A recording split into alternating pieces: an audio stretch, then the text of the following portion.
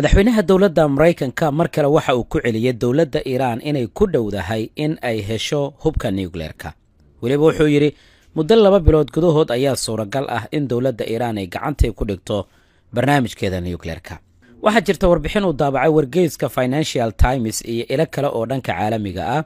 waxaana ay ka warbixiyeen safar qarsoodi ah oo sanad ka hor maanta oo kale oo magaalada Moscow caasimada dalka Ruushka ay ku tageen 5 ruux oo diblomaasiyiin Iiraaniyiin ah kuwaas oo hogaaminayay saynisyahan lagu magacaabo Ali Kalfari. waxay si qarsoodi ay u tageen magaalada Moscow waxa la sheegay inay raaceen diyaaradda dowladda Iran ee Mahan Air la yiraahdo. safarkaasina waxa la ogaaday in xubnaha safarka ku jira inay wateen baasaboorro diblomaasiyiin ah oo qaarkoodba la soo saaray 2 maalin ka hor socdaalkaasi. ujeedada socdaalka marka waxay ahayd inay dowladda Ruushka ay ka soo helaan taageero iyo sidoo kale farsamo la xiriirta barnaamijkooda nuclear-ka.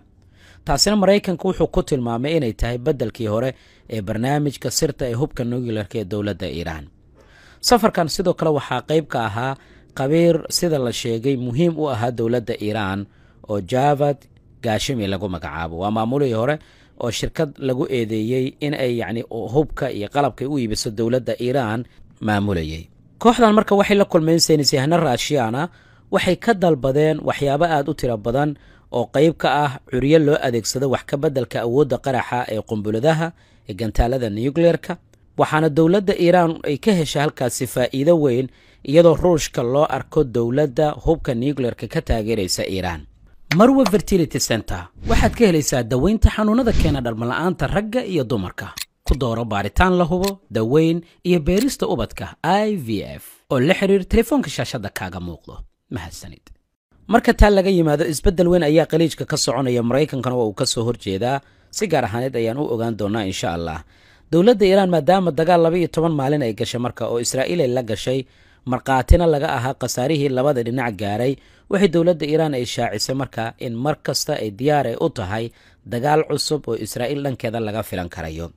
waxaana Iiraaniyiintu ay ka baqanayaan mar kale in weerar gaadmo ah lagu qaado inta lagu maaweelinayo wada hadalka iyo qorshaha la doonayo Iran in looga dhaadhiciyo in barnaamijkeeda nuclear-ka ay ka tanaasusho. Iran marka waxay dareemaysaa inay wax weyn ay ku soo socdaan. sidaa daraaddeed diyaargarow adag ayay gashay barnaamijkeedii nuclear-kana hore ayay u sii wadaa. waxaa taa ka daran sida wararku ay sheegayaan Iran waxay gacanta ay ku dhigtay xogta duuliyaasha Israa'iiliyiin ah sawiradooda iyo macluumaadyo kale inkastoo dowladda Iran ay hore u sheegtay inay warbixino sirdoon oo muhiim ah ay gacanta ay ku dhigeen oo duuliyaashaasi iyo xogtooda qayb ka ah. haddana warbaahinta dowladda Iran iyo kooxo kale ayaa markii ugu horreysay baahinaya macluumaadka ku saabsan dowladda Iran inay shaacisay helitaanka magacyada, sawirada, darajada iyo xogta shakhsiyadeed ee duuliyaashii Israa'iil ka qayb galay weerarkii dhanka cirka ahaa ee Iran lagu qaaday 12 bishii Juun ee dhaaftay.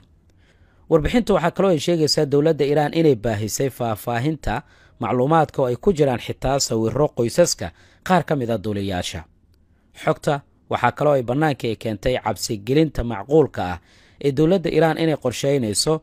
inay ku cabsi geliso saraakiisha iyo xubnaha ugu muhiimsan dhanka iyo Israa'iil iyadoo Israa'iil abaabul xoogan ay wado. haddana Netanyahu culays weyn ayuu dhankiisa dareemaya oo gudaha iyo dibadda ah. in Iran mar kale la yiraahdo marka bilooyin ayay u jirtaa helitaanka hubka nuclear-ka waa qayb ka mid ah qorshihii markii horeba looga duulay oo liiri 2 toddobaad ayay u jirtaa, maalmo ayay u jirtaa, sanado ayay u jirtaa.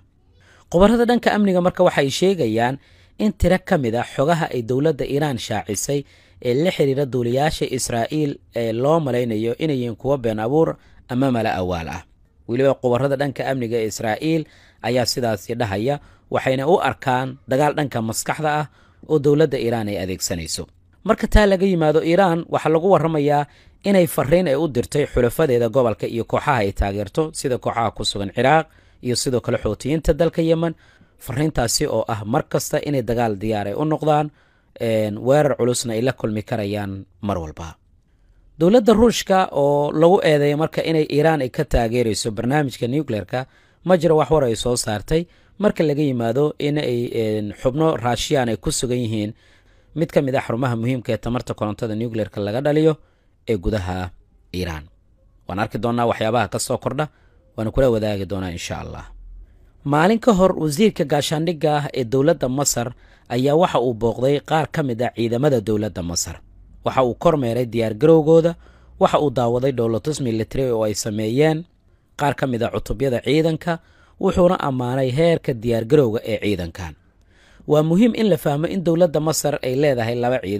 ciidanka loogu talagalay difaaca gacanka Siinaay iyo ciidanka kale ee yacni guud ahaan amniga dalkaasi masar ah inkastoo ciidanku ay isku jiraan haddana mas-uuliyadda saaran ayaa kala duwan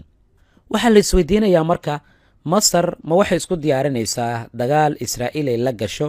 iyaga oo ka baqanaya dhanka xadka ay la wadaagaan marinka Gaza in amni darro laga abuuro waxaa jira warar sheegaya in Netanyahu iyo Trump ay isku fahmeen in la bilaabo duulaan dhammaystiran oo lagu qabsanayo magaalada Gaza tani waxay ka dhigan tahay isbeddel weyn oo istaraatiijiyadeed maadaama tani ay noqonayso marka duulaan joogto ah oo ka ballaaran kan hadda ciidamada Israa'iil ay ku jiraan waa waxa ku qasbaya Masar inay heegan buuxa ay gasho iyaga oo ka baqanaya in kooxaha hubaysan dhanka xadka ay ka dhashaan barakicinta dadka shacabkana lagu qasbo inay gacanka Siinaay ay galaan waana taasi midda keentay in taangiyo badan dhanka gacanka Siinaay la geeyo 4 maalin ee la soo dhaafay sida wargeyska Dacood Axranoth uu baahiyay arrinta duulaanka cusub ra'iisul wasaare Netanyahu ayaa wata laakiin Eyal Zamir taliyaha ciidanka waa uu ka soo horjeedaa waxaan uu taagan yahay ciidanku way daalan yihiin 23 bilood ayay si joogto ah uga dagaalamayeen magaalada Gaza dhanka iyo Lubnaan ayay ka dagaalameen Syria ayay ka dagaalameen oo ay yacni dhaqdhaqaaqyo ka sameeyeen markaana duulaan kale oo xoog lama qaadi karo laakiin Netanyahu waa uu iska indhatirayaa digniinta kaga imaanaysa saraakiisha ciidanka iyo sirdoonka isagoo ku andacoonaya inuu yahay mas-uulka ugu sarreeya wax kastaana isaga ay ka go'aan wakiilna uu ka yahay qabsashada magaalada Gaza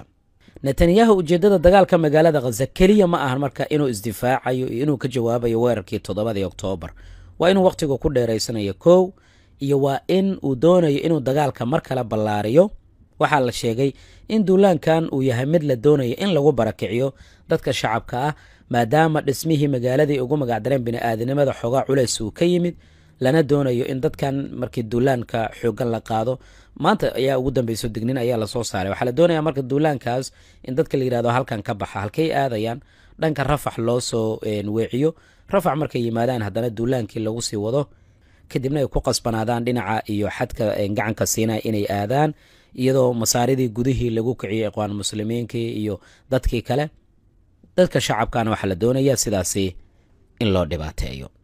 ujeedada kale marka maxay tahay wuxuu doonayaa Netanyahu dhulkaasi uu sheegay inay guud ahaan magaalada Gaza ay gacanta ay ku dhigayaan inuu yiraahdo waa dhul amnigiisa la xaqiijinayo sida sanadaha soo socota lama imaan karayo markaan amniga xaqiijino oo wax walba sameeyna ayaa dadka loo ogolaanaya oo marmarsiya ayaa sidaas la doonaya in laga dhigo